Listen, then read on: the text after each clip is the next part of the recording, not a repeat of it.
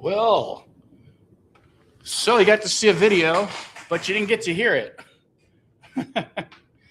On my screen, it looked like the music was moving, so I don't know. I'm going to have to work on that, I guess. Very strange. My audio bar was working there. So what's going on? We've got another show of Let's Talk Tridactyls. I see we've got some guests in the waiting room. What is there to say? Well, we're going to give away another Tridactyl replica skull tonight, Josephina. I'm looking to try to get a full-size replica. Wouldn't that be cool? And this little guy's great and all, but imagine this 2 feet tall. That would be pretty sick, huh? Do you want to talk a little bit about Dr. Pilates, Celeste Pilates? Let's see. Dr. Pilates' assertions, speculations that the Tridactyls represent human beings from the future. Ooh. I'm not sure how you prove that, but this is the sort of thing that I hear, and I feel like maybe it's not my place, but I feel like it is my place to sort of put a kibosh to. It's kind of like those those alien artifacts. If I see an artifact that I think is BS, or if I see a cave painting that looks like it's AI, I'm going to do the research and try to figure out for sure, because I hate to call anybody out and then you have to backtrack when you're wrong. It's like accusing someone of did you steal my phone? And it's like it's in your pocket, that sort of thing. And so I made a statement about the good doctor, and it was only after, again, he made this highly speculative, sort of hyperbolic statement about the time travel. But I did some cursory research into the gentleman, and I didn't see a strong background in anthropology. He seems to be a medical doctor. So when I said Dr. Pilates, a physician with limited demonstratable anthropological credentials, that wasn't meant as an insult. And that means I literally didn't find any evidence of him working in anthropology. And I have to confess, the way he speaks doesn't sound very much like an anthropologist, especially, theories about future humans. So just to read my statement here, in fact, I can probably share it before we let the guys in the room here. Let's see here. Dr. Pilates, physician with limited demonstrable anthropological credentials, places disproportionate weight on cranial measurements to support a highly speculative theory that the Tridactyls are future evolved humans from Earth. He then extends that claim through a convoluted time intersection model involving the precision of the equinox, Earth axial tilt, and supposed temporal pockets in which separate timelines briefly converge. And I think one of his pieces of evidence he cited was the movie Quest for Fire. This is not a theory grounded in anthropological method, but a speculative construct layered onto selective anatomical interpretation. And as an aside, he speaks of that some great event must have happened to occur for Homo habilis. Well, Homo habilis could probably be also just, to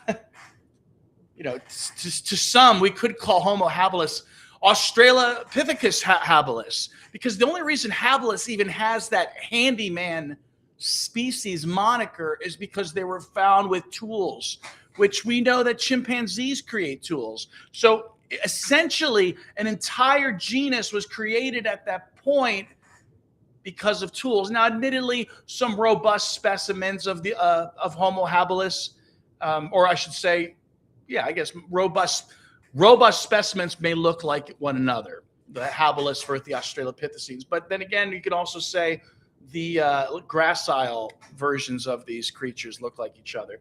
So it's not really a poke at Pilates necessarily, but he does mention it. So as an aside, the taxonomic boundary between the late Australopithecus Australopithecines and early Homo is less rigid than such arguments often imply.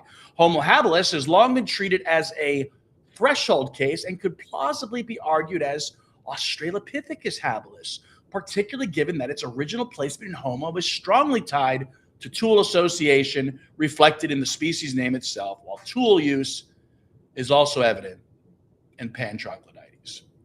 So I just wanted to make that point there. We can stop that share. And let's bring on the gentleman. We have Fat Jesus Live, and we have Rebirth, who is going to give me, whoop, he's gone. And there he is, peekaboo. You're going to give me some advice on the audio. I'm not sure. I purposely changed some settings here. Am I on? You're on, but you don't have your video. I don't have my video?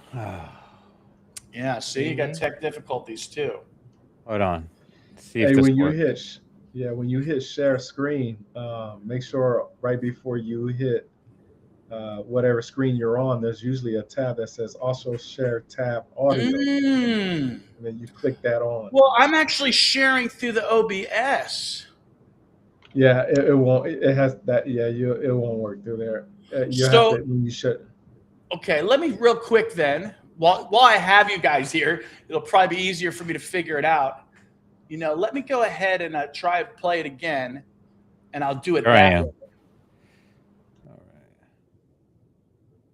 Well, how are you gentlemen doing? I can't believe you're back again, Mr. Rebirth. Doing good, man. Slumming it, huh? Good. You're out slumming it over in Let's Talk Tridactyl land.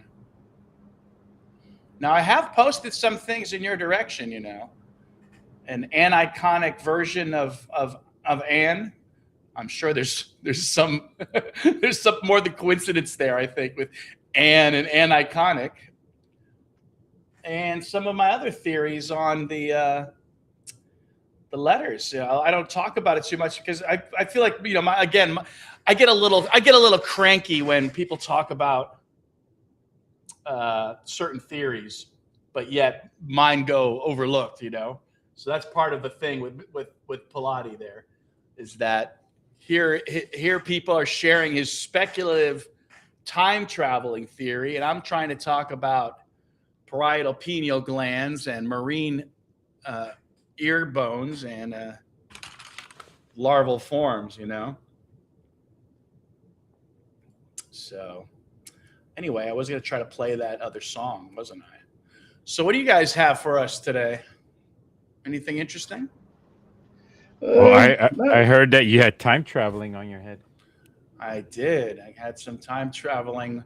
Yeah, and you're an expert, aren't you? I claim to be an expert. Well, I claim to be. I mean, my only expertise in time travel, I think, comes from Star Trek and Marvel, and that's fiction. And so, my expertise comes from since I've been 14 years old. I've been studying on time traveling throughout my whole entire life in physics and reading about. I've been reading about all this stuff throughout college and university, and asking a lot of questions to all these professors about time travel. Yeah, I always sounded like the lunatic at school, and the teachers didn't treat me like that though. They always they were like very interested in my comments, because it seems like every professor in the university setting, they would be like they would be very patient, and they would be interested in what the students would have to say, because every theory, every thought a person would have is more inviting, because it could be the next breakthrough. And that's generally how I try to operate. I do try to, and I'm not here to poo-poo people's belief systems. That's certainly. I don't know. I think you poo-pooed on that poor guy's belief system. He was like, he had some great ideas there, and he kind of like he went ballistic on you. Why do you think it's a great idea? I'm not gonna say it's a great idea. I sounded like Trump. I sounded like Trump real quick. It's a great idea. It's a fantastic idea. But it's somewhat. I believe the idea of time travel is not proven. And anybody that tries to prove the idea of time travel, it would be a foolish endeavor. And anyone that tries to peer review time travel would be foolish enough to try and peer review it, because if you time travel, okay, here's the thing. This is where the expertise comes from. If you time travel, if you successfully time travel, let's say, for instance, you got the technology, you did it, boom, boom, bang, you just headed off into the past, right? Mm-hmm. Now, who do you peer review your technology? Who do you tell? Well, that's right. There's no that you successfully time travel. Who do you tell? I guess you would need another time traveler, wouldn't you? Yeah, you would have to have somebody, and then you two go, "Oh my God, we did it!" So who do you to tell? You both are lunatics now, you know, to a whole group of people. It's like, I mean, it's fun storytelling. It really is. I mean, what about a Land of the Lost? Remember that? Yeah, show? It's just unbelievable. So Back to the Future. There's always these paradoxes that come up during any of these time travel thought experiments. You would have to be part of a clandestine private corporation that truly has gathered up the most intelligent people that truly believed in time travel, and they are the only ones, and they all are in this one building, and they built this time traveling machine, and they successfully did it, and they all have this mindset, and they are just doing it up, and that's it. They are just consolidating that whole idea, and the rest of the world has no idea it's happening. That's pretty much, that's it, you know. And we're just conspiracy theorying the whole thing. All right, you guys ready to, go ahead. Ready to try this again? Oh, now you have an echo from me? From me? For us. Oh, we're all echoing now? I can hear my own voice. You're about to play a song. Okay. Can I sing?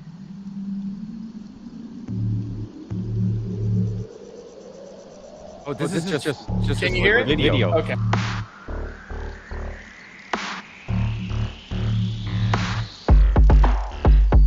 Feel free to dance. I can feel them move deep beneath the ground,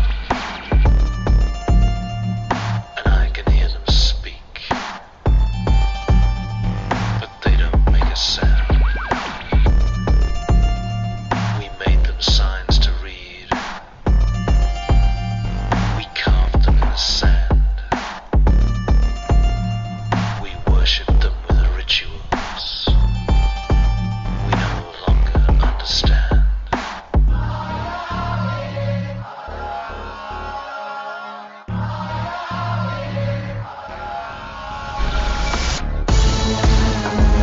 There's still much more for me to see.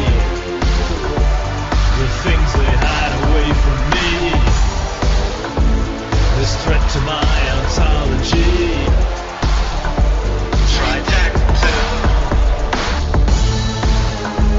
The secrets hiding in the sea. This alien biology. The bodies with the fingers three. Tridactyl.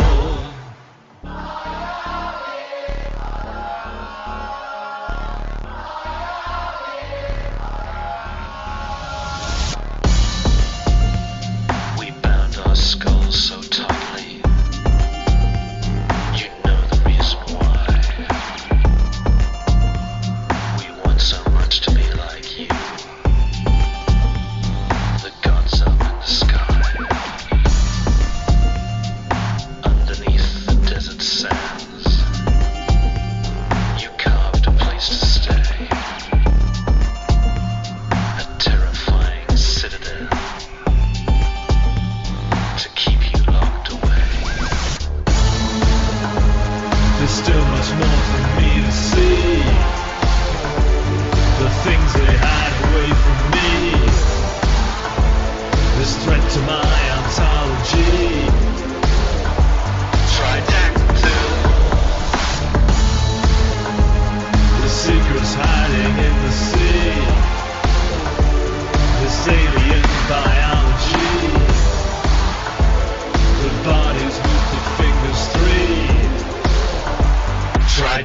Tridactyl.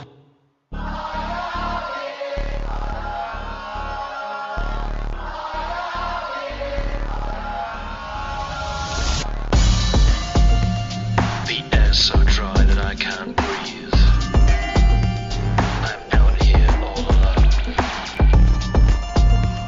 And now I finally understand why you chose to make this home. The body is buried in the caves. The lights up in the sky. I don't buy your story. So I'll keep asking why.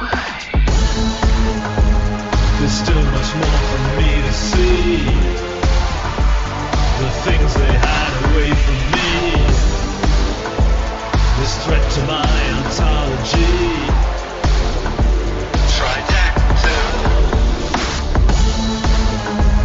The secrets hiding in the sea. This alien biology. The bodies with the fingers three. Tridactyl. That was pretty good. Man. You made this stuff? Can't hear you. Whoa. I did not. That is Drass. Eric That is Drass, so cool. who shared this. He shared it in my Reddit group. Yeah, I What's that? remember him. Is that your friend Rebirth?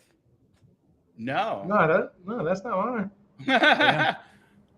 No, that's a different guy. Yeah, he shared it. I know, it's funny because we just talked about the other guy making a song. He shared it in my Reddit group, and he's like, "This seemed like an appropriate place to put this." And I actually like it because I like goth synth music. I would love to come. I've gotten too old to go to the clubs because the goth nights start at like what 10 p.m. and like that's probably just about the time I'm calling it quits. So anywho's it. That was good, huh? That's some fun stuff right there, man. Yeah, that was actually pretty good. Good stuff. I just started recently decided to use Suno music. Okay. Yeah, I did a Tridactyl song once there. Yeah. Yeah, and it actually, I mean, a lot of people think that you just plug and play and it's supposed to come out with a good song. No, you can, to make a really good, interesting, ear-catching song, you have to go in there and do a lot of different things in there.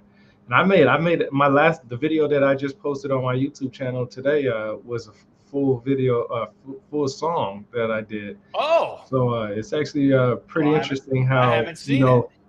yeah, it's interesting because a lot of people will say I don't like AI. Well, not everybody's an artist, not everybody's a musician, Of not everybody course. has these skills. But you can speak what you want to present. You can type out what you want to present and get as close as you possibly can to what you want.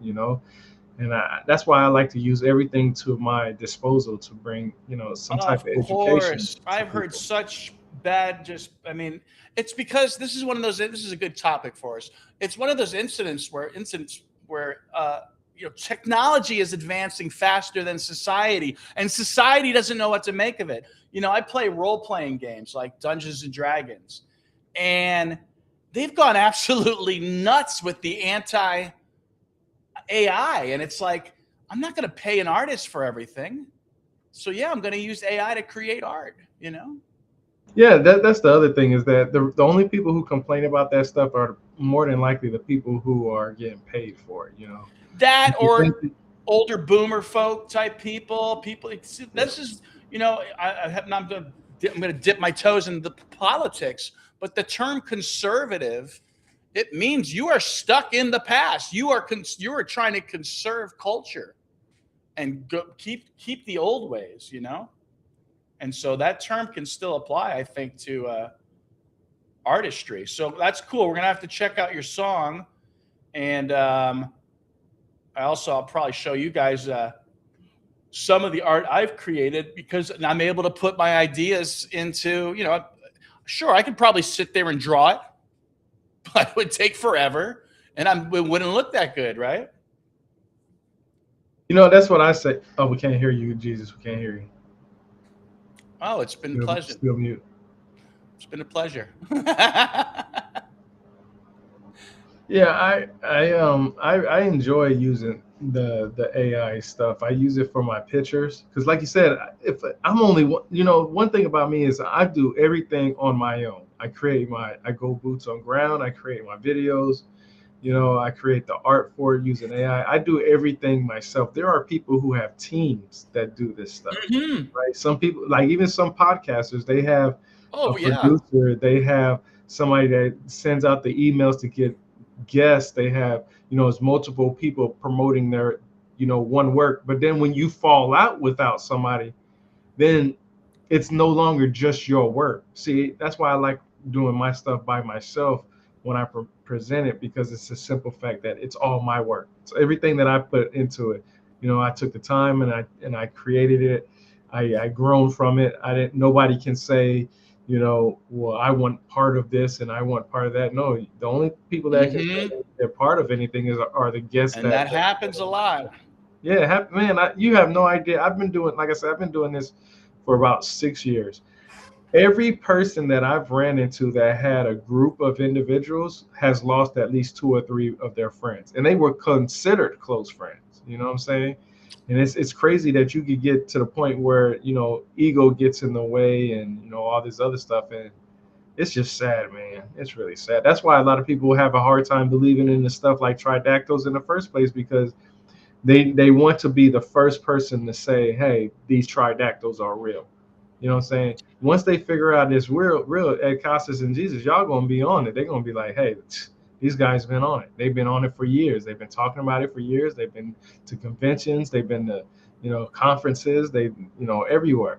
And there's going to be somebody who out there has a lot of money to spend to sit up there and say, well, I was the first one. Of course. Yeah, I already know this is going to happen.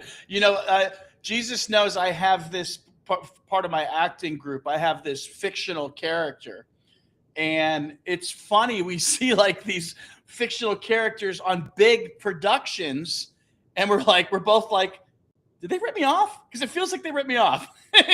And you never know if something's a coincidence or not. So I'm already well aware of that sort of phenomenon. And going back to what you said about working with people, my ex-girlfriend and I, probably a good thing that we were friends for a very long time before.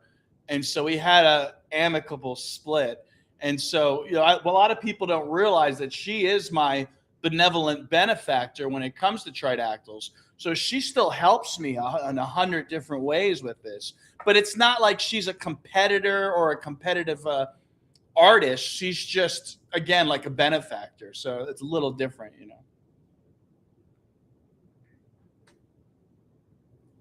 Yeah, it's crazy. Still can't hear you, Jesus. So I was supposed to make a movie. I had a grant. And the grant was it was half of what I requested. And the grant was for a short film called Tridactyls. And the idea was a single city where there were different levels of society. So the bottom floor were like these characters you see here. I call them the Sundered. And since I decided not to do the film, partially because the gentleman that was my creative partner died mysteriously in his sleep. The grant was half of what I wanted, and I kind of did have a falling out with other artists, like you mentioned, a group of people. And instead of and this happens, I'm sure you've heard of this, and you realize that once you have a group of people, now you have all these other opinions. That's the benefit of being a dictator. If you are a dictator, you get to make unilateral decisions. So instead of doing that, I'm going to go ahead and use the AI to add stuff for a role-playing game. So if anybody's interested out there, hit me up. We're going to be playing a sci-fi. I say we. I have a mouse in my pocket. We'll be playing a role-playing game that's a sort of, I call it Space Trek Wars. So it's like a generic sci-fi setting, and you start off as the Sundered. And you have to deal with all these other people here, as you can see, using the AI. Here's the corp. So some conceptual pictures here of what I'll be working with. You can put those in a Grok and ask it to make and have it do like some videos for it. I've been using some of those Is stuff too. Grok what you're going for that? Because I'm No, I wondering. just use it for small things. Like I haven't found an AI yet that I'm comfortable to use for like videos and stuff like that. And I'm not sure Okay. if I still want to use that yet or do that or not because that adds on to another thing that I might need to do. But there, Grok, you can put a picture in there, right? Yeah. And you can it will make a video out of it. But you after it makes the video, you can ask it to change some things up and it will like say like for instance for some of my stuff like the books on the book covers I'll say have these individuals pop out the book and bow down or pray or do something and Grok would do it for a 6-second video and it's pretty cool. It's pretty interesting how far AI has came as far as you know bringing I mean you know an artistic idea So we to the got table if you don't have one. Yeah, so definitely stay in touch, and we'll have to talk a little bit more about writing a book because I really have this ADHD, and I feel like I'm sort of like still researching and living. So I have. If people go to Tridactyls.com, which by the way, the website has been a point of contention with certain people, you can see that I have put together my cultural assertions and my biological assertions. And my biological assertions you can find on ResearchGate, and I even tried to submit it to Nature, knowing that they weren't going to accept it, but at least I got my denial letter. So we'll have to talk about that. We got some comments coming in. We've got paired. I'm not sure what this means. Paired beans calyx is the name. I don't know what does paired mean. Is that the website you're on? It says fire. And then we got Aaron here, the guru, saying, "Hey guys." And then it says people who don't engage down grow. And then he says, "Don't grow. I have my own business." Could you elaborate? I'm not sure what you're on about, Aaron. Watch Andrew video. He does a lot of AI. Watch Andrew video. Okay, Andrew who? Aaron, you're speaking in esoteric terms. Do we still have Jesus or did he take off? No, I think he was trying to fix his audio because. Okay. Let's bring him back. It's been so quiet without him. Let's say testing 1, 2, 3. Oh, there he is. Oh, you sound sexy. Hey, what's up, everybody? How you doing today? Good mic. It's your so, boy, you got to catch up because we've already been talking so much stuff. Well, I had to restart my computer for some apparent reason. Oh, isn't that the case, man? Yeah, there's some powers maybe that are out there trying to take me down. Of course, immediately go to the conspiracy like, first thing. How about we have that disclosure going on? Alien disclosure. Do we really though? In the United States? Is it really? Yeah. How many of you guys think it's gonna happen? It ain't never gonna happen, bro. Are you sure? I say it like this: the day it's going to happen is the day when there's actually an aircraft that lands and people come out of there, and it's on video. What if it does? What if it does? It won't happen, bro. It won't. There's too much money involved with it. Because what's the next step after that? If they real and the government already knows, right? If the government already knows that they're real, not just our government, but the governments across the world, if they already know they're real, and one comes down and says lands in your backyard, what is the next step after that? What has anybody even questioned that? What's the next thing to do after that? What if we're shooting them down to take their technology? That's the biggest problem that we're facing right now. What if we have some bad apples out there that they're non-violent, and these corporations that are the men in black are actually evil? They're going around killing these aliens and they're stealing the technology for themselves, and they're non-violent. What then? Well, let's think about that for a second. How if that is happening, let's just say they're shooting them down. Wouldn't it be a time when they say, you know what, that's it, we're tired of them shooting them down, we're just going to wipe this whole planet out? By that time, it is not even going to be worth it But they're non-violent. They're not going to do that. I mean, they're too far advanced to be going around. They're so far advanced that they clone themselves. That kill us killing them is trivial. It's too trivial. It's like they don't I can see have that. a violent bone in their bodies. Us killing them and taking their technology, they don't feel threatened by us in any way. Yeah, I can Like see that. we You know, feel not threat. having. Like if I go over to your house and hurt your family or do something to you, you're gonna be like, oh no, that's not gonna happen. I'm gonna pay it back. I have vengeance against you. Yeah, I'm gonna come after you and your whole entire family. That's human. But for yeah. these people or beings, let's not say people, but these beings, I would say, and I'm assuming as an anthropologist, thinking if human beings evolved 10,000 years from now, our emotions, we won't be that way anymore. Like we won't have these emotions anymore. We will surpass that. And there's certain things that we're gonna eliminate along the way that it's not gonna be part of our human evolution. Like we're not gonna have these these sexual tendencies, like these very strong sexual tendencies that we have right now, hunting, like we always have these hunter gathering tendencies. They just become less and less and less. Have you guys not noticed that we used to have these very strong sexual tendencies, and some men do. These days, there are men that go around saying, "Go back to your roots, like men who, Yeah. like you gotta walk on the ground with your bare feet." And then you see these men on YouTube walking around naked, half naked, with long hair out in the woods, and like, go back to your roots. I'm like, there's like 99% of the men don't do that. We have You know, evolved.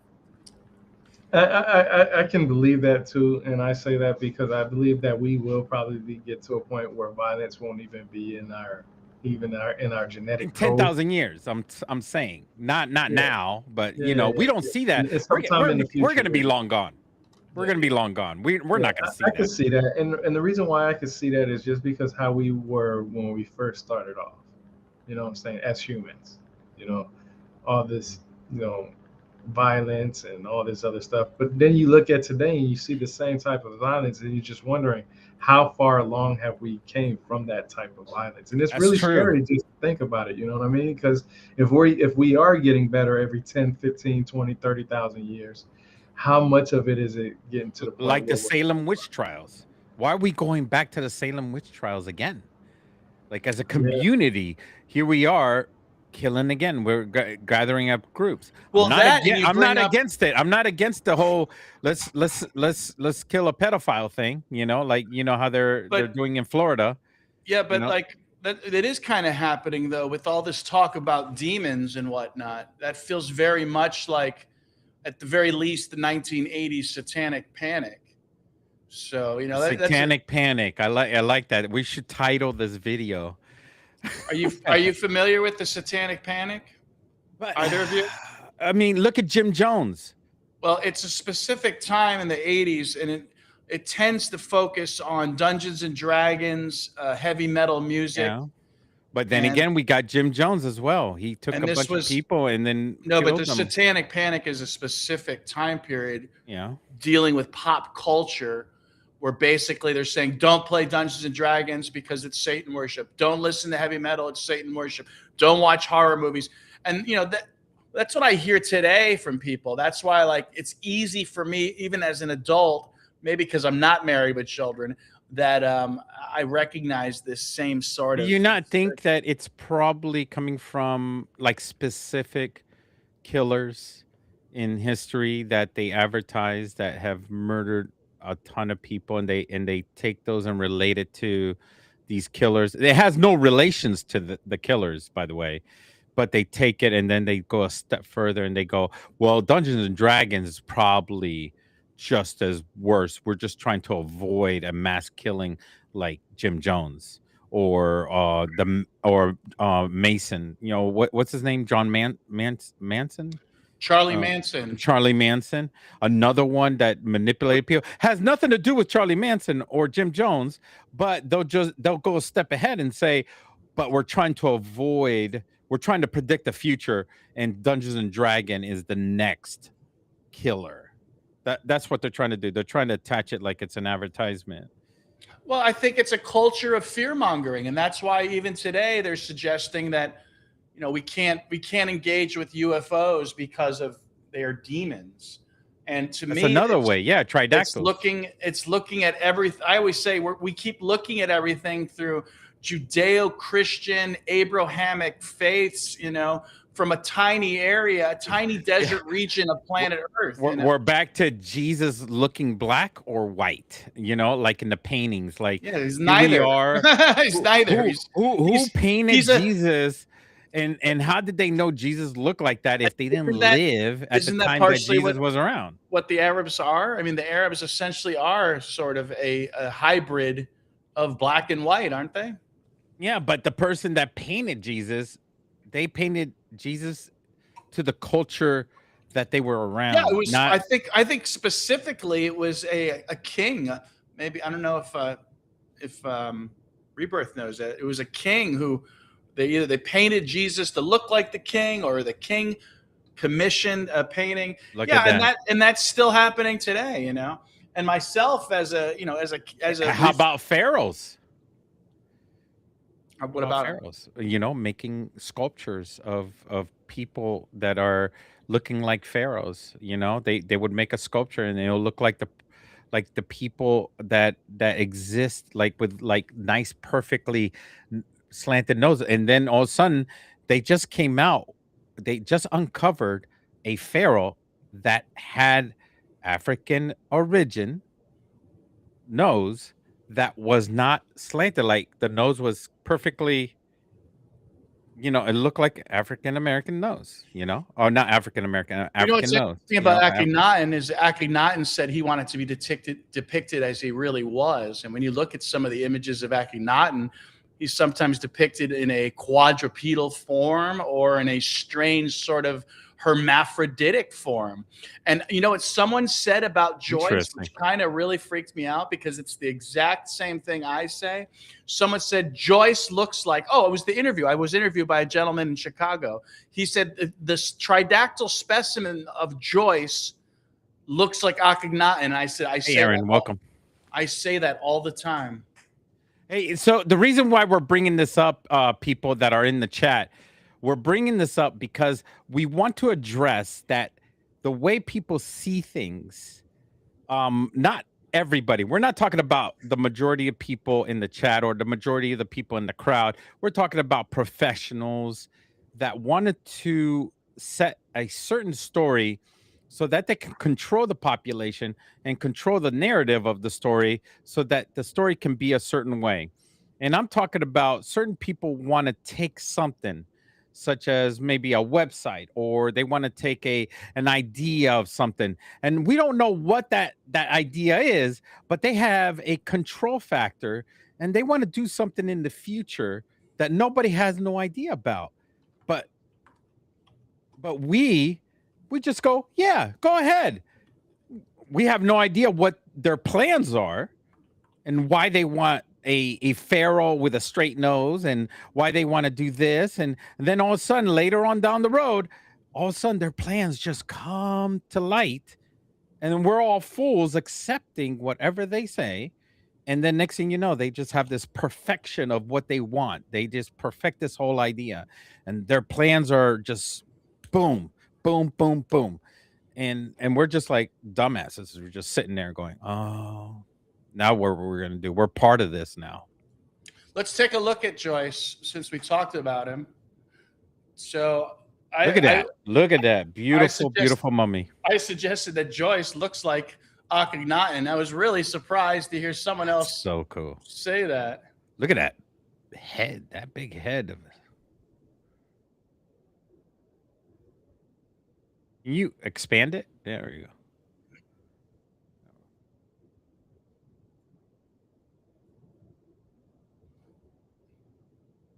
Is there audio on this? I don't hear it. No audio. Mm-hmm. You know, I gotta say, you know, it's just amazing because I wondered that too. You know, how do people portray their gods, and it's for the people that look like it. They want God to look like them. You know, I mean, one of Yes. the when you read the Bible, it says, let's make them in the image of us." So automatically, if it says that in the Bible, it's just normal and obvious to think that God looks like us because He made us in the likeness of Himself. So, you know, we would think that in some ways. But then I always think about it: was that physically, or was that personality wise, or was that mentally wise, or what is the main reason? What's the likeness that you're speaking of? Because likeness doesn't have to necessarily mean a physical aspect of what And you you're know saying. what? Asians feel like second-rate citizens in all this because it's always white and black fighting against each other on this. And but then Asians are off to the side going, "How about us? How about us?" I don't think. Well, maybe they're happy not to be involved with that. No, That they're off to the side because nobody mentions them. Nobody talks about them. Yeah, but maybe they they're don't made care in the because they're same not. image. They're not. They're not. That sounds like ego talk, though. No, they talk about it too. I talked to an Asian guy. I says, "Yeah, they don't talk about us. I mean, why are we not made in the same You image?" know, that's something that you bring up that's interesting, because when you watch TV, I remember growing up, it was mostly Caucasians on television. Like I told you guys before, I grew Correct. up watching. My mother's white, my father's black. I never had any issues when I watched a superhero show. I never second guess why it was They're a all Caucasian. white. Like, yeah, they're all white. I never guessed it, right? And then when And when there's you learn always the about one token black guy, though. yeah, that too. G.I. But Joe. not only that, when you think about multiverses, right? When you think about multiverse where something can be something other or be switched, it's always about, okay, now it will include black people, even though our country is made up of all different races, all different cultures, all different ethnicities. So you have so many different things, but now it seems like, and I was just thinking this the other day that, it's always been about white and black, and then you do have the Asians that are out there that don't have, that aren't really included in stuff. You have Hispanics that aren't really included in stuff. Like, how many Hispanics do you really see in a commercial if it's not just for Hispanics, right? Got to go to the Spanish channel. Yeah, yeah. You got to go to this. You got to go to Telemundo. You know what I'm saying? Telemundo. But it's true that it's always been either a white and black thing, and the how our country is so diverse right now that we it seems like we don't include everybody in there. And then, like I've had discussions where people said Joan of Arc was white, but if you look at the description of her, she's mentioned as dark. But then some people would say, well, because she worked in the field. But in today's term, when you classify somebody as dark, you usually mean somebody that's black. No matter how you look at it back in the past, that's what it is today. And that's always like when Jesus was talking about the nose and stuff like that. I have to say this: in Africa is the most diverse continent on this planet, meaning that you will find everything in Africa that you can see somebody that's Asian. Matter of fact, the oldest tribe, one of the oldest tribes in Africa, is called the Khoisan people, and they're or the San people, San people. These are light-skinned individuals that have Asian-like eyes. Yeah, And the Bushmen are suggested they could represent perhaps what early man looked like, because they sort of kind of have features from all different types of people. yeah. So when you look at the diversity of individuals in Africa, you'll find it in Africa. Like a lot of people, I've had discussions where Caucasians said, well, and it's mostly racist ones, where they'll say black people don't have blonde hair, but one of the oldest haplogroups in Africa, the people have blonde hair, and they're older than any of the Europeans haplogroups. So it makes me wonder, like, do people really care about facts, or do they And just care about nobility started in word? Mesopotamia too. Yeah, the one thing that gets me is the ego. People want to be first in everything. People want to say the same thing with the blue eyes. It's the same thing with the blue eyes. You can find people in Africa that have some of the oldest haplogroups out there, genetics out there, that have blue eyes. But then, and then what really gets me is that the words like European and Africa and stuff like that. We know that some of the earliest people in Africa came from, or furthest, some of the earliest people into Europe came from Africa in some ways, depending on what you want to describe as people, right? Because it's a very broad term for that. You can say people, you can say human, you can say all kinds of things. If you look at the word Cro-Magnon right now, the Cro-Magnon people, they actually changed that word to early Europeans. And they actually came from Africa, but they're known as early Europeans. So, but it's just, people, I don't get it, man. It's just, it starts arguments, it starts egos, it starts problems, and I'm just happy to be mixed because they try to separate them. In reality, they mixed in with each other. You can't hear you, Ed. Still can't hear you. You sound better like that. It's best that we. Still can't hear you. There we go. We'll speak for him. He looks Chinese. But yes, you speak and I'll speak for you. Still can't hear you. Now you probably got to restart yourself. Ed, I'm going to translate for Ed. Ed says everything is very fine, and I think it's all great.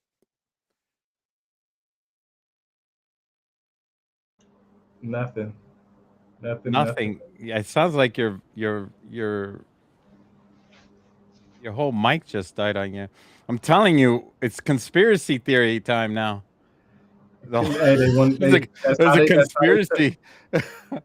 That's how they shut people down. You know, like I said, man, it's just, to me, it just means, you know, like you said, man, it's all about evening, Kevin.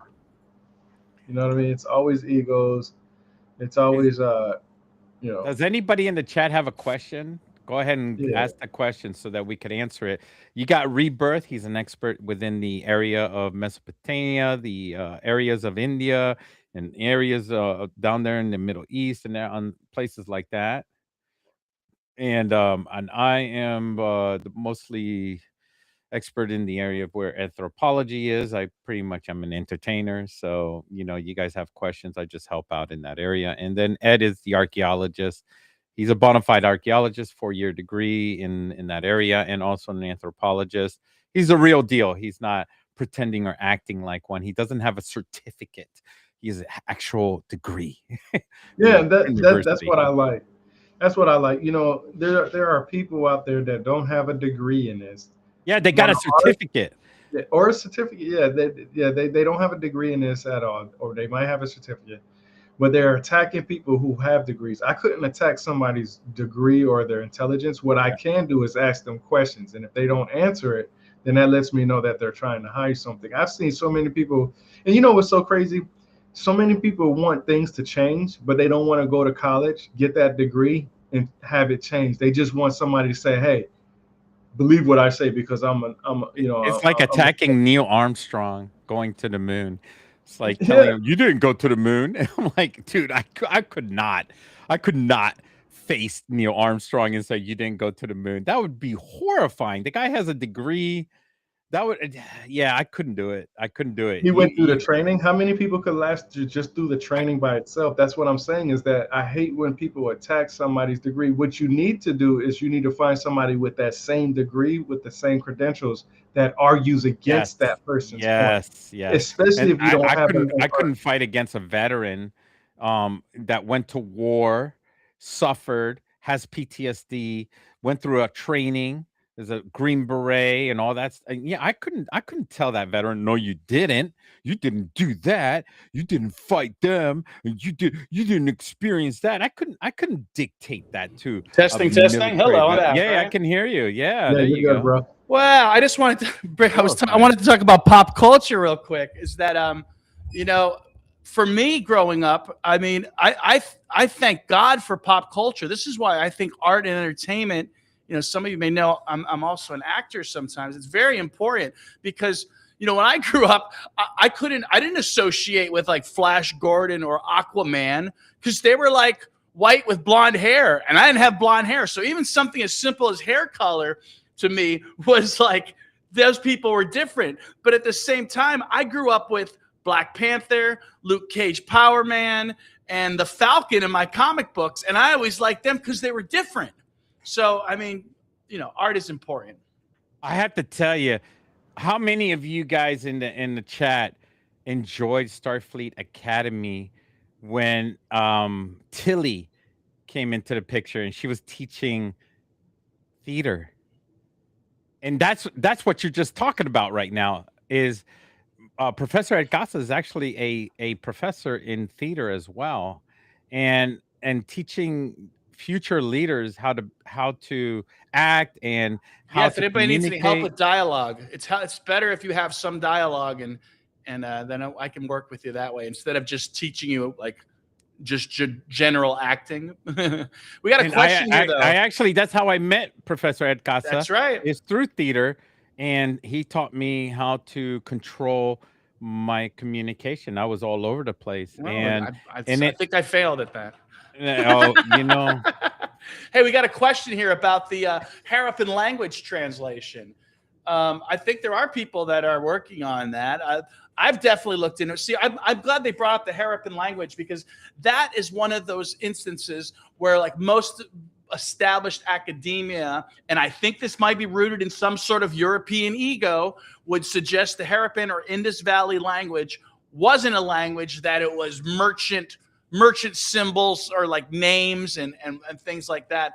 Meanwhile, people are going into that, and I've dipped my toe into it a little bit, only because I noticed that fish symbol and also the ka symbol of hands I looked into. So that's Mr. Rebirth, you got anything on the Harappan language? You know anything about Indus Valley script?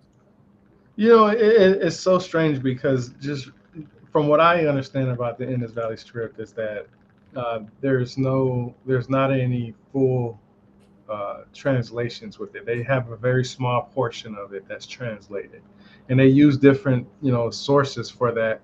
They use pictographic script, they use petroglyphs, they use drawings, they actually use writing of some sort, and it's very confusing, because I like to say the oldest writing system out there, honestly, is the pictographic script, but the most universal language out there for everybody is mathematics, right? So it's kind of hard to determine what people consider a writing and the language and so on and so forth. I did an article, I think about 4 or 5 years ago, on language, and I think I talked about this to you guys on one of the last shows, that language goes back almost 1.2 something million years ago, and it started with the creation of a certain type of a tool, because they were able to translate how to create that tool to an individual. But in reality, there's different ways of learning things. Some people learn hands-on, some people can be told how to do something, and some people have to actually see it, right? And then some people have all those mixed up together. Like me personally, I'm that type of person where I have to have hands-on and I have to see it for myself. So I have to see somebody do it, and at the same time, simultaneously, I have to be doing the same thing they're doing. So that way I can have that built, basically that muscle memory. Jesus knows what I'm talking about when it comes to muscle memory, because when it comes into being in the military, you're doing the same thing over and over again with repetition, and it kicks in that you don't even have to think about it when it's the time to do it in real time. Same thing with driving. How many times has anybody drove a car and was like, yo, did I just run a red light, or I didn't even see if that light was red or green or not, I just drove?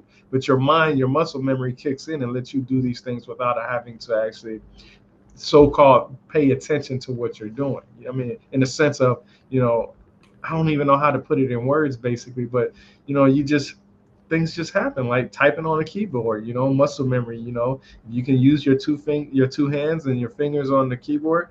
The professional way, how to type fast. You don't have to look at the keyboard. The muscle memory kicks in. And same thing playing a guitar. I play guitar. I'm teaching myself how to play the guitar, and muscle memory. You look at somebody playing a guitar, it might look simple, right? Because you're like, oh, fingers and moving your hands and this and that, that can't be that hard. But go ahead and try to play the guitar and don't look at the strings. I still have to look at the strings, and I know a lot of people still look and glance at it, but I have to stare at it to know where I'm at. I see professional guitarists still look. That's true. Yeah. So it's just the hairpin language. They're saying that There are some experts that don't feel like it's a language. Yeah, There's that's some, and they're that doesn't seem saying right they're at all. debating on it. And just like there are some experts that don't claim tridactyls are real either. So Right. don't take Exactly. this for fact, but some researchers says that the language is not a language, but a road sign or heretic shields used for identifying traders or contents of package without representing spoken words. When I read that, I'm thinking maybe how we depict language and how we read language.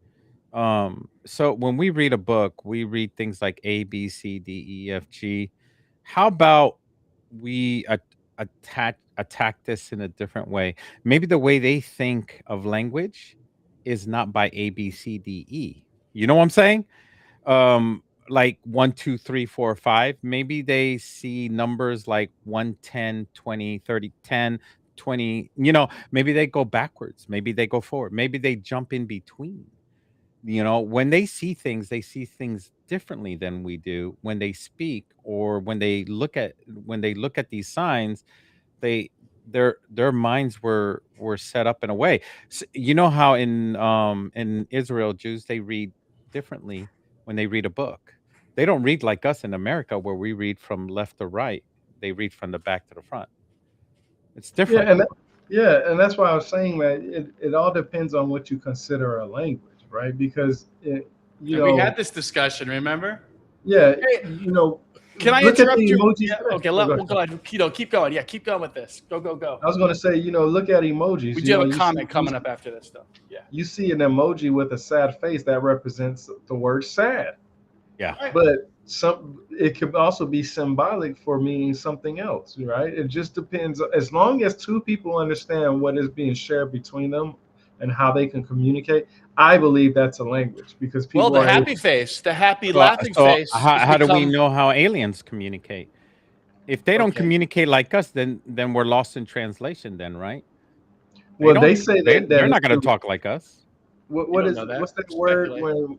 when it's mind to mind? What's that word that's called again? Telepathy? Yeah, there you go. Yeah. That's how they speak, is through that. But Let's see, check out in the. All order right, for this that is a to good happen, segment here for a but comment. You see, guys are getting speculative here. Let's read this no, comment no, from What do you mean somebody. speculative? I'm bringing up a good point here. no. I'll Why explain that. why are we gods No, of the universe? you're suggesting that why would the aliens not talk? What you're suggesting that they won't talk like us, and I suggest, well, why maybe they would. So, and now what's I Rebirth guess saying? we're a Rebirth's speck of talking dirt. about We're the telepathy. gods.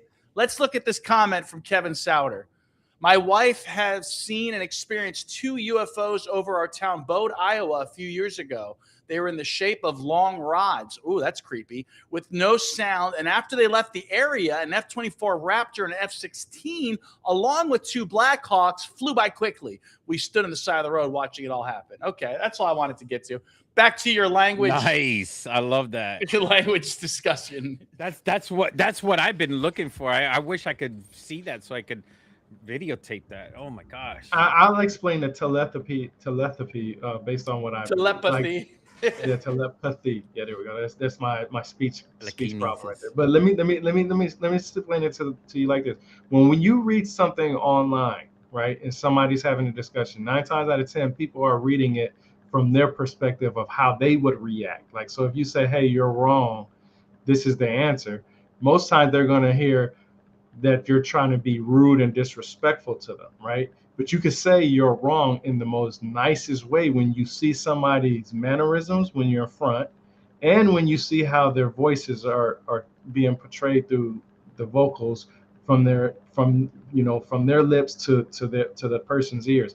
A lot of people don't understand that for us as humans, we lost the ability to understand each other in a way that keeps us from having arguments. And what I mean by that is you don't get the visual aspect when you're typing online. You don't get the vocal sounds. You definitely don't get the mannerisms, because some people talk you don't with get names, the subtleties.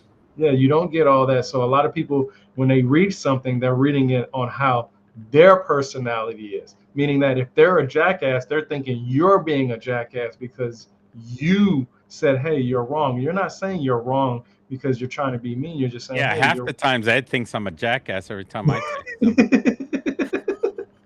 But Well, seriously, think the about it. problem is speculation. That's part of the problem with Dr. Pilati. He is speculating that the Tridactyls are time travelers who are humans that have evolved, and it's absurd. That's why I began I to think you question should give him them the as benefit of doubt. Maybe they are. But maybe anything then. That's not how it works. That's not how anthropology works. Don't you speak of going by how evidence? do you know they aren't? I mean, what No, if because they are humans? we have to go with Occam's razor, and Occam's razor says their physicality is clearly traits that you can find on Earth species. What if we evolved like 1,000 did. years from now into that? But that's what if, and that's hypothetical. It's like your time travel. We can't prove it. Here's a follow-up comment from the Harapin. But now it goes the other way around. What if we are Tridactyls that we evolved from that? From the past? That's what I believe. You see? That's what I believe. It could go either way. No, there's a huge difference. What is that huge difference? Oh, because time travel doesn't exist? Well, that and that there's evidence of evolution. So we have a comment from the Harapin gentleman again. They must have had a language, considering the advanced setup of the cities, bricks, sewers, etc. No temples, so more advanced than us. Hee hee. But but see, that's where mathematics comes into play. That's why I said the oldest and best universal language out there is mathematics. In order to build something, all you need to do is just draw it and have mathematical equations for it. How long is it going to be? 2 to 3 feet. How high is it going to be? 10 to 20 feet high. You don't have to say this has to be 10 feet high. All you got to do is just write the number 0 feet and draw an arrow up, meaning that this is the going up part. And then the foundation part can be, how big you want the slab to be. It's all math. That's why I say all mathematics. Mathematics you can have two people who speak two different languages. Neither one of them understand those their separate languages. You type a mathematical equation in, and I guarantee you they can make it happen. And it's just no difference than the binary. What's the binary code? The ones and zeros. I think I said it right. The ones and zeros for the computers. You know how it does the programs and all that other stuff. It speaks in ones and zeros. It doesn't speak in the language that we speak, because you could take that ones and zeros here from this computer engineer and bring it to this computer engineer, and they would be able to understand each other like they just sat in the same room speaking English and Spanish or whatever language that you want to pick and choose from.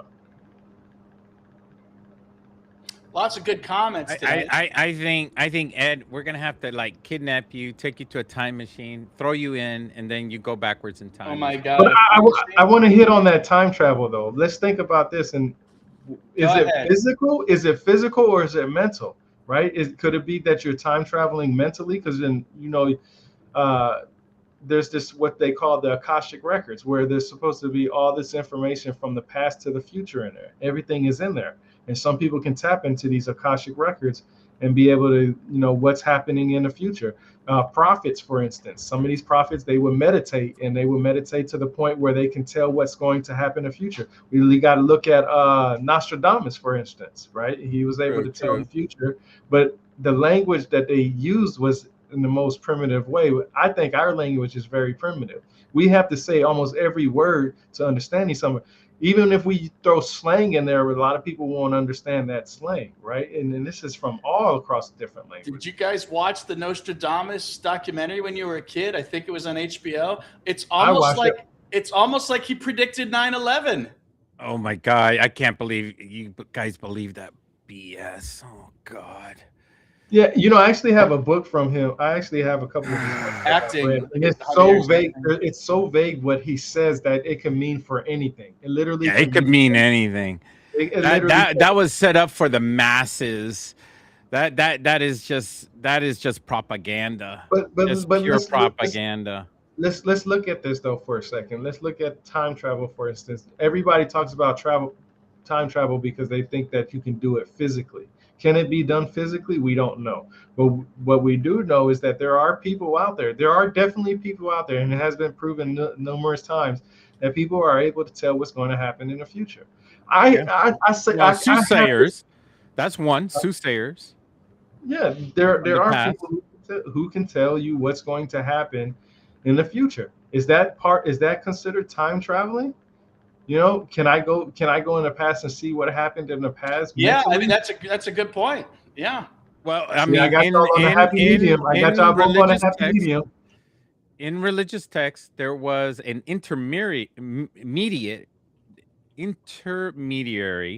that will travel from the heavens, come down and communicate to the person and tell them exactly what would happen into the future, and then they would take off. Most likely a UFO. So Ezekiel. Well, see, So you mentioned Ezekiel. Ezekiel's seen all his shit through a meditative type state. Remember, I talked about this before when they use specifically the word well, vision. You look up I the mean, etymological he word. said meditative. I mean, he doesn't know. That's the best he can correlate what happened to him because he doesn't have science and all this stuff. He doesn't know anything. He doesn't have technology. He doesn't have an iPad. He doesn't have cars and ships and flying airplanes and helicopters like we do today. He has no idea how to compare what he just experienced. And let's look at the tridactyls. Let's try to include the tridactyls into this. Did they come from somewhere that's a time travel of some sort? If they're as advanced as some people believe, right? Because some people believe they were very advanced in technology and understanding of certain things. Is it possible that they are able to, use their mind as a way to translate what happened in the past or what's going to happen in the future? We don't know that. We don't know how. They say we use only 10% of our brain. Imagine using 100% of your brain and what you will be able to accomplish. You know what I mean? And then not even that. Let's look at what most people know as savant syndrome. Okay, savant syndrome is basically a group of individuals who are so intelligent that Stephen Hawkins was one of them. They're so intelligent that they have ailments where they can't walk or they can't simply tie their shoes, but they can tell you a mathematical equation so easy. But there's also savants out there that are so intelligent that they can walk and talk, and you wouldn't even tell that they had some type of ailment. So our brain is very powerful. Not everybody is able to use that brain to the best of their ability, and that's a good example of look at the NBA of today.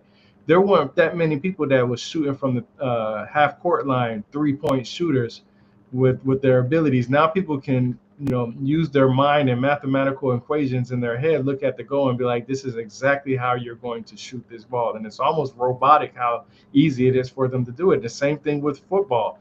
Tom Brady, you look how accurate he can throw a football, but that's because we don't get to see what he sees in his eyes and understand what's going through his brain processing skills to achieve that. And this is no different than building monuments around the world, or even going in as far as there are people who can fly. There's this one guy that took a 15-minute flight. I believe it was over Tokyo or New York. I can't remember which one. Took a 15-minute flight over it, came back and drew exactly what he's seen within those 15 minutes of the whole entire city, and it was more accurate than Google Earth. So our brains.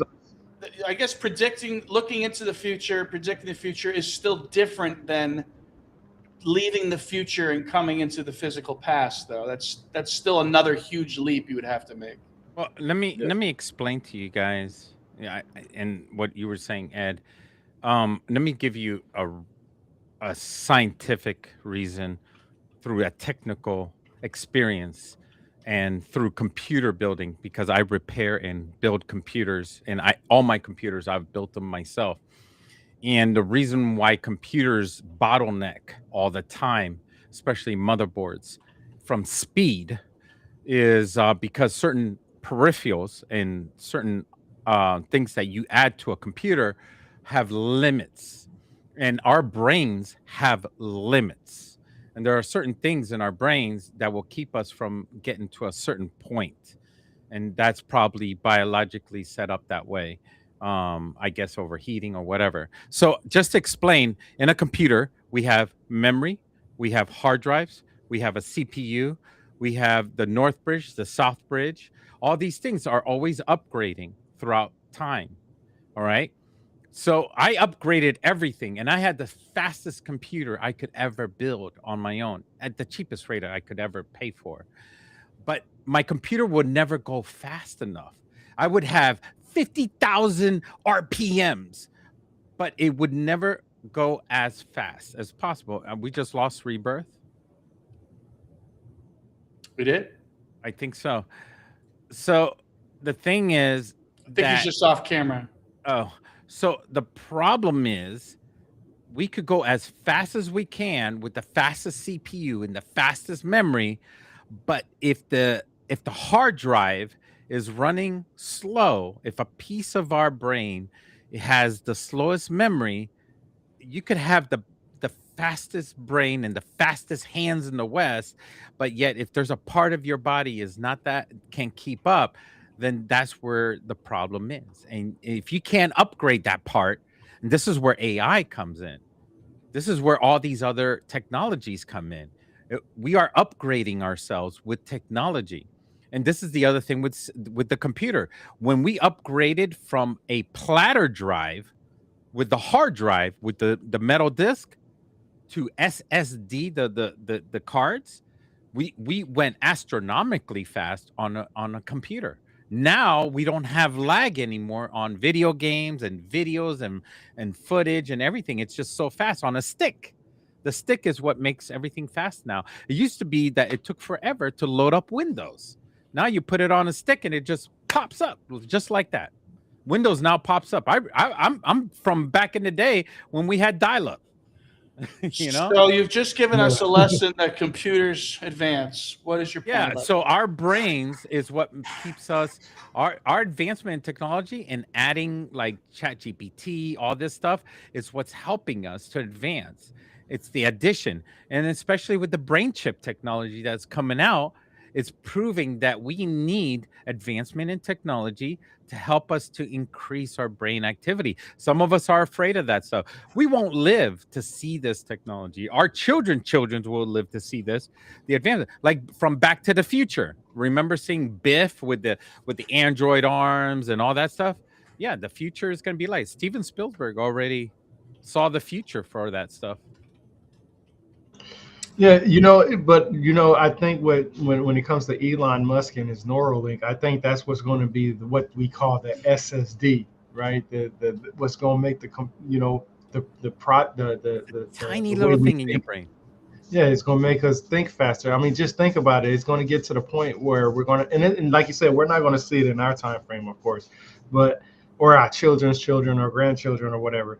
Maybe. It's going to be to the point where you can say, hey, tell me everything you know about the Tridactyls in your mind, and all that information is going to be downloaded. ChatGPT 10.0.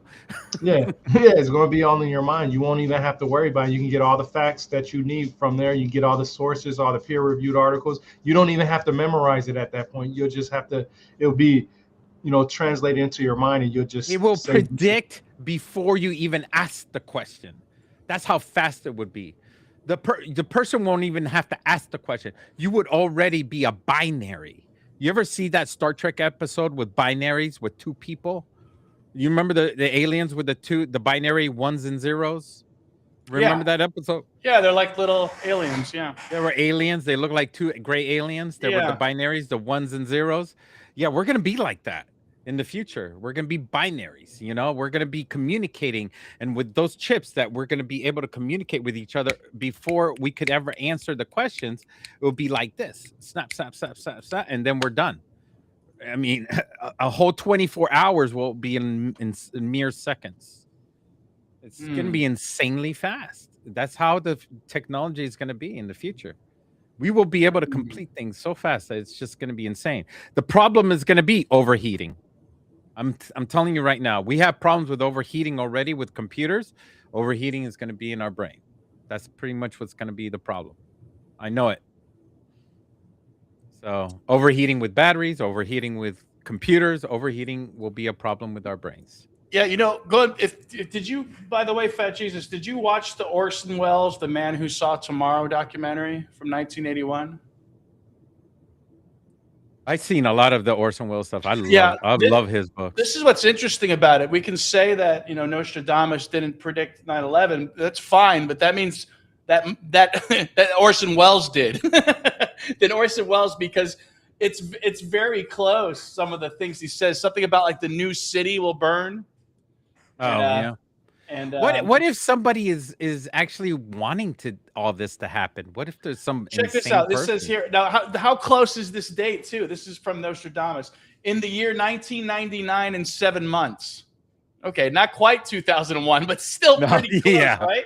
Yeah. It says, "From the sky will come the great king of terror. He will bring back to life the king of the Mongols," which could be Tamerlane, by the way. Before and after war reigns. So, But what calendar are you using? You're using our calendar of what we're using today. I'm just going by Orson are you Welles' using the document. lunar calendar? That's what I'm saying. That's what I'm saying. We have to understand what calendar they was using, because the calendar has been changed numerous times. Our time and dates Regardless, the have changed coincidence is there, if you want to call it a coincidence. You have the still there. Mesopotamian expert right here. He can use the Mesopotamian calendar there. You can use. There's so many By different. fire, calendars. he will destroy their city.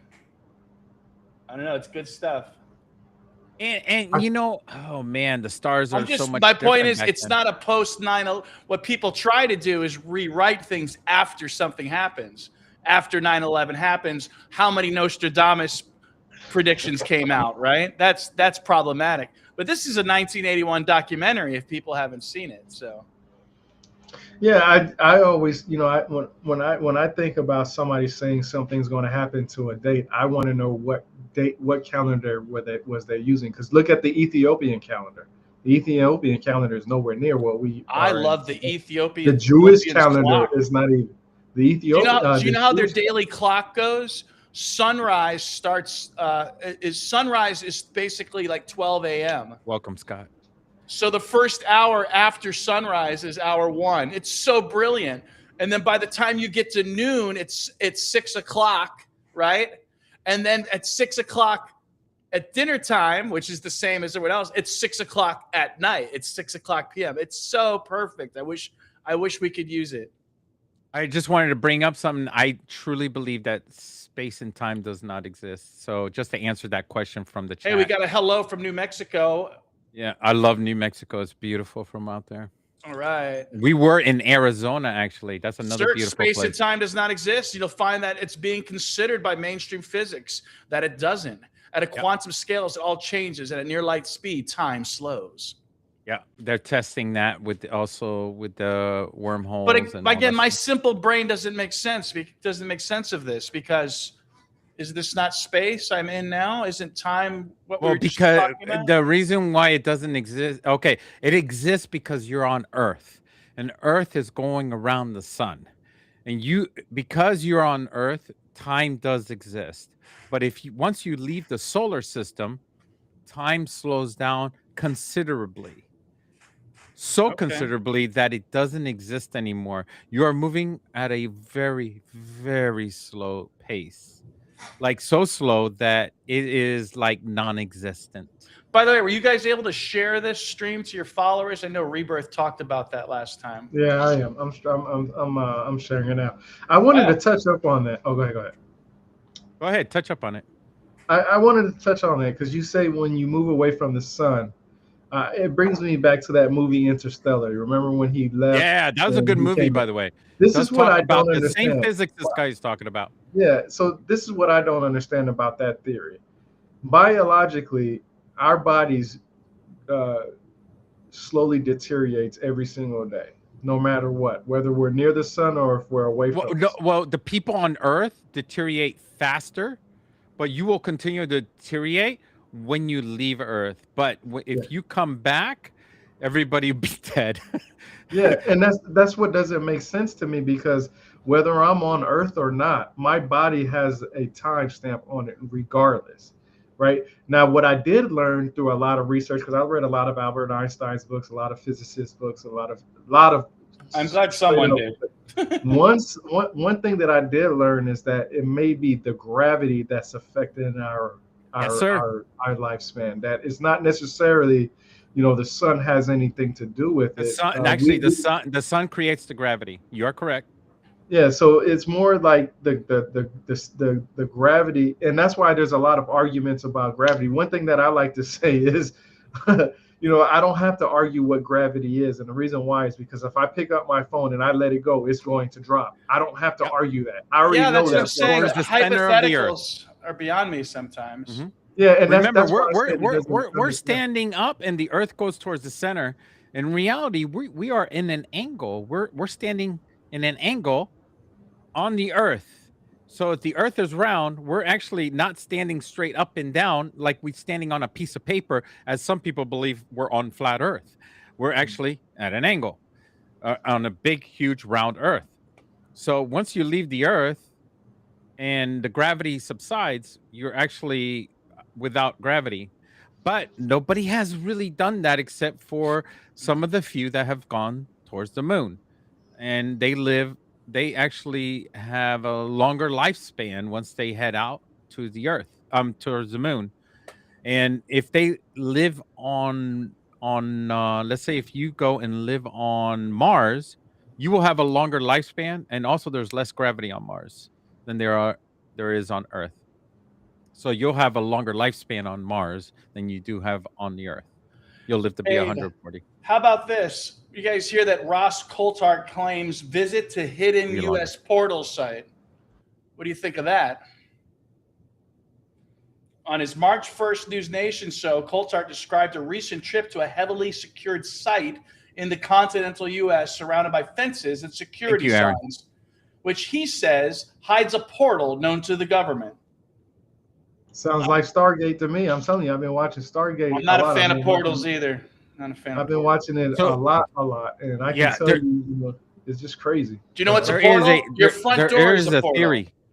There is a going theory that there is a portal, but not to another planet in our own universe. It's like to a parallel universe. So there's an Earth and there's another Earth, and they basically have a portal that just lands on another Earth. That's pretty much what the portal is about. A So, door is a portal. A yeah, it's doorway a door. Is a doorway. A doorway to to a room is a portal. Yeah. So basically, it's not in our existence. It goes to another existence, and basically it lands somewhere else. I don't know if we built it or not. I really recommend you guys to go back and watch SG1. Watch, it's 10 seasons. If you go and watch it, you're going to see things about Tridactyls in there a lot. Okay. Yeah, they have the Thor. Asgardians, right?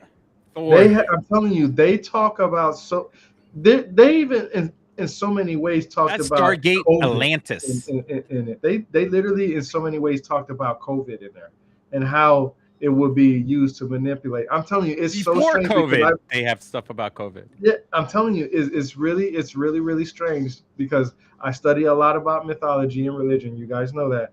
And I'm also attracted to aliens and all these other things that's going on. And I'm telling you, everything that I've watched from that show, just based off of my knowledge that I have now, it seems like the soft disclosure has been happening since day one. The problem is that people don't go and do their due diligence and look this stuff up.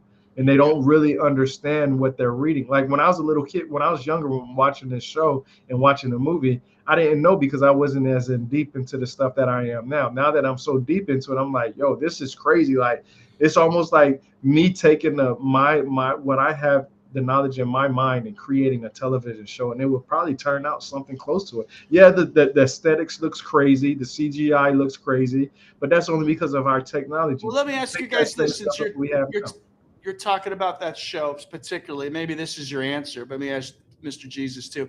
I feel like Star Wars and Star Trek are like the two pinnacles of pop culture sci-fi entertainment. If you were to make a trinity of shows, what show or whatever film franchise would join those two as the ultimate trinity? Battlestar Galactica. I watched Battlestar Galactica. Yeah. I watched Star Wars. I'm not a big fan of it, like watching it a lot. And I watched Star Trek, but I wasn't a big fan of it like that either. Only because I would think the Orville. But there's so many different shows that could probably go towards that. Even I not see just thinking Stargate about comes up a lot, and also I'm just trying to get into Firefly Serenity. That sounds Firefly is really good, guys. If any of you guys in the chat have never seen Firefly, go watch Firefly. It is so much fun to watch. It is in its own class. It is very good space TV show. If you have not watched it, there's not enough space cowboy TV shows out there right now. If you need your consumption of sci-fi, Yeah, go I see feel like I Firefly. need a new. I think I need a new. You know, after Star Trek winds down a bit, I need a new. I need a Oh new my thing. God. That's So should I gonna watch kill me, guys. Stargate? Oh, Should I watch Stargate or I love Star Firefly? Trek. I love Star Trek so much. I really love this Star Trek, guys. I mean, I cannot have enough feel of Star Hey, here's Trek. something fun for everybody. I'm just kind of trolling through my own content here. And here's some possible steganography of perhaps hidden imagery. You ready? Yeah, go for it. Let's see what you. Let's see if you. Oh, see hold on for a second. I just want to tell chat. Thanks to Ed Casas, he grounds us. He is the realist. He is the archaeologist. We are I more thought like that's Rebirth. I thought Rebirth was supposed no. to be. We're more like the hypothesis people here because we're kind of like me and Rebirth. We're back and forth, and we come up with some ideas of mythology. We're more the mythology crew here, and we talk about what could be, what can be, and we kind of like try to support other. I mean, I like people's mythology ideas. too, but I guess I tend to look at a lot of mythology now through a biological standpoint. So I think- it's great that Professor Ed Casa grounds us, and that's the great thing about having this trio is because we need someone to ground us, and he's the realist, and that's. I the thought fantastic Rebirth thing was about this grounding podcast. me because he demands more evidence. I think I've kind of make my own. That's what inferences. works. That's what works around in this round table here. So, what do you guys All right, think? go ahead. Can you guys do you guys see any hidden imagery in here? Is there possibly some alien faces? You're gonna have to zoom in because I see clouds. Whoa. That's further away. Do I need a magnifying glass? Isn't it funny when you hit like, whoa, hey, when you hit like zoom in, sometimes it gets smaller. Let's try it over here. You can see the pine cones. I mean, if I'm looking at it and clearly as I can see the pine cones. I see the multiple heads. Okay. All that could mean something different depending on where. Yeah, I see pine cones. Yeah. So I've noticed that Christopher Columbus came in and gave a pineapple to the and they say that Christopher Columbus Good gave ball to bounce the ball off of the wall. a pineapple to the indigenous Americans or the indigenous people, the Tainos, is that Taino. Tainos? Yeah, That he was was just studying the Tainos, Rebirth. He was looking at Is that Yaya. correct? Am I just saying mythology here, or is What was that it? I'm fake? sorry, say it again. What did you say? He had a pineapple, and he gave a pineapple to the indigenous people. Is that true? Oh, Or is about that Christopher fake? Columbus? I'm not sure about that story. No, I don't know. You know, I have to look into that. I know he gave some things to them, of course, No, but the I'm not first sure. time he came to land, did he? I mean, I'm gonna look it up because that the pineapple looks like an acorn, right? Like it has the similarities of Or an it looks acorn like the head of a goddess. because it has all the size. Have you ever seen the intricacies of it? The shape. Hell yeah, I like pineapple. Shit. The pineapples have the shape and the got 'em growing in my geometry. yard. It's the geometry of the pineapple. It looks similar to that acorn shape. Am I right or wrong? You mean acorn or pine cone? Pine cone. The pine cone has almost the same geometry. The geometry is what we need to focus on. Those are similar. What could that mean? Is the pineapple a head? You know, in Oceania, the coconut is a head of a god. And that God gave his head to the people so they could grow coconuts. I'm going to ask. All right. Pineapple and pine cones share a geometric structure based on the Fibonacci spiral, an efficient phyllotaxis. That's Leaf scale that's a hard arrangement. book too. The Fibonacci book Yep. that I have. Oh my god, man, I hate math, bro. So That both shit. exhibit overlapping clockwise and counterclockwise spirals that correspond to consecutive Fibonacci numbers, 5, 8, 13. This pattern optimizes packing, allowing for maximum growth in compact cylindrical shapes. So there it goes, guys. That is something incredible. The pineapple, the symbol. I actually have a pineapple symbol in the front of my house. So That means you want to get laid. I'm trying. I'm trying. You know? It means It's come not on in. happening. It's Isn't not. that There's what- nobody.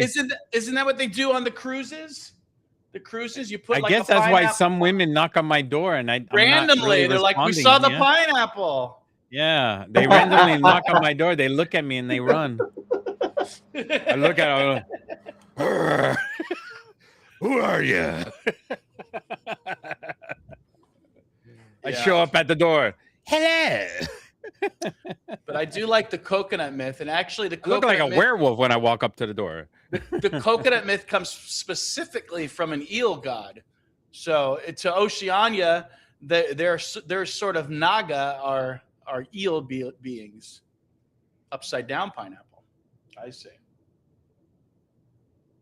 So what else? But yeah, I'm pretty sure I heard. I some mean, sort of it's not a head mythology. I'm getting bit yeah. already. It's not some conspiracy theory, guys. This is something interesting, that the mathematical numbers, and why did the Egyptians and the Mesopotamians use the pine cone as on top of their heads in their descriptions on walls and stuff like that? Am I correct on this? It's supposed to be like it's always like a lot of the stuff that I know references for the third eye. You know, the third eye, basically. You know, this hidden knowledge or abilities that you have. You know, and the third eye has so many different aspects to it. So It could be an egg, and it could be I forget the term they use in Catholic Church. It could be they're using it in some of the stone carvings as a way to spread water from the bucket. They take the pine cone, they dip it in salt water, and then they sprinkle the salt water, representing some sort of fertility, perhaps. Okay, so Christopher Columbus discovered them on the island of Guadalupe and then brought it back to Spain. Okay. So that's what happened. It wasn't the other way around. And so here we go. And then there's a Filipino myth that a girl was transformed into a pineapple, explaining the fruit's many eyes. Ananas. So now we've got some interesting phonemes in ananas. We have a An, which is a god in Sumerian. We have the Na, which could be a sea or water representation. So who knows? I do try to I call it folkloric etymology, where I'm trying to piece together a sort of proto language by noting similar sounds. You know, the best two so far have been the ung sound, that I call it the Naga morpheme, which seems to be related to fertility and serpents and mother goddesses, and then that ka phoneme. If you notice that ka, if you take the ka, which is a proposed deity from the Nilamata Purana, which is about the Naga, and you take the ung of the Naga and you put those together, you can come up with a variety of words, and perhaps even words like Inca. So we are getting to, we're over an hour and a half here, gentlemen. If you want to start to wrap this up, and I can do our head giveaway here. Josephina head giveaway. Let's see. We can put that up on the board here. What about, you guys ever get a ringing in your ear? Anyone out there get a ringing in your ear? Does that mean something? Is that mean something to you? Someone talking about you? I think we used to say. Ringing ears, man. That's so many theories about that, man. So- I've read it. I wanted to update that back then they didn't know anything about the Fibonacci sequence. When Christopher Columbus presented the pineapple, they did not have the formula back then, so Okay. it wasn't special to them in that way. Not in So I that wanted way. to update that information to you guys. It wasn't until later on the pineapple meant something to the Europeans or the universities. Okay, so I got a bunch of dice. Right now they say 62, 41, 16, 73. What is that? That 11? Or that's 11. 11 and that's 12, it looks like. Stop it. So here we go. We're going to roll and see who. Stop it, boy. My dog is over there barking. My bad. I'm sorry. Let's see, roll. I didn't even barely hear him. 69, 69. Do we have a 60? I think someone's already won this. No. 69 is Dark Matter. Wow, congratulations, Dark Matter. If you didn't win this week, Welcome. guys, Thank you, Dark Matter. Congratulations. stay tuned next week. Did he get a foot? He got a foot? A three finger? No, not yet. You know, we might make the hands next. He got a Josephina. Did he get a lucky foot? He got a Josephina head. Now, keep in mind, these heads, I make them out of resin, so they're not. When are you going to get the different parts so that we can connect the head to the bodies, you know? I know. That'd be a great way to collect them all, right? Like the Transformers or something. You put together the I have a full scale a full scale body that you could just, and then all of a sudden they would get a stand that they can connect them all together. Well, you know, I was going to contact the original Mexican artist who made the replica of Maria, but I have an artist in town who can literally make anything. Make sure you make a stand for it, you know, that way people can like. So I'm going to ask him to make a 2-foot version, a 60-centimeter version of Josephina. Yeah. So at the very least, when I go to like a school or to a museum, we can do a presentation and have a life size. And I don't even care what the cost is, because if it's several grand, we're going to raise the money for it. That's all. Bro, I think there should be a member. I honestly think you should have donations coming in, because honestly, these trips are expensive as heck. I mean, well, we technically at this moment we're considered part of my Act Broward 501, but I haven't pursued people for donations, because look at Tridactyls.org. Gonzalo Chavez is doing a lot of hard work. As far as I know, he's not getting paid for that. Yeah. So, you know, until those guys, and really, you know, Ika University, I think we should be doing some fundraisers for them down the road. We're about to do trips over here on the East Coast, so we could do some lives out here in the mountains. Could be a good time to raise money. Yeah. I agree. Yeah, I mean, these trips, they cost money, man. I have to travel 600 miles to Rebirth's house. You got to do 600 miles to Rebirth's house. And we're all going to be taking off from Rebirth's house out 600 miles to the mountains. And we're going to be traveling. We have all our gear. I have about $1,000 worth of gear that I got to be dragging along with me, you know? And then you have a bunch of gear. Oh, we got a thanks from Ontario. That was our letter A here. Is Snyderd. He's great. Thanks for the Harapan Indus Valley questions, guys. If you don't know that language, check it out. It's a very entertaining pictographic language, Indus Valley script.